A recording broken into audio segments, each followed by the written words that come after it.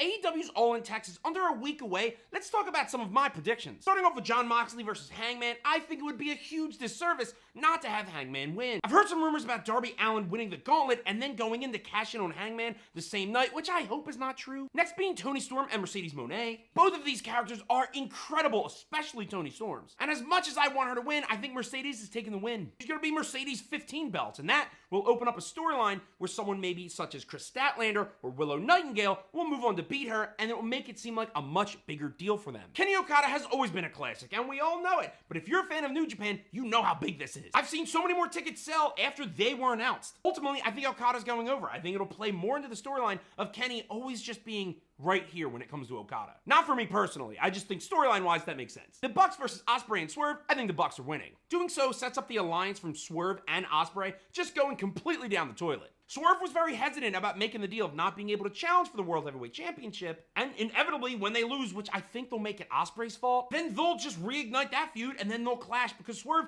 cannot go to be the champion anymore for at least a year. Cole versus Fletcher, I think should be a complete squash. I love Adam Cole, but I think Fletcher should be really seen as a big name here. As much as I love Christian Cage, I think the Hurt Syndicate are going to retain in the tag team match. In the men's gauntlet, I think will be MJF or Darby, like I said earlier, and in the women's gauntlet, I don't think they've actually announced anybody yet. But I have seen some rumors for both gauntlets on some very interesting wrestlers that are not currently in AEW. Let me know your thoughts about AEW All In Texas, and who do you think is going to win each match?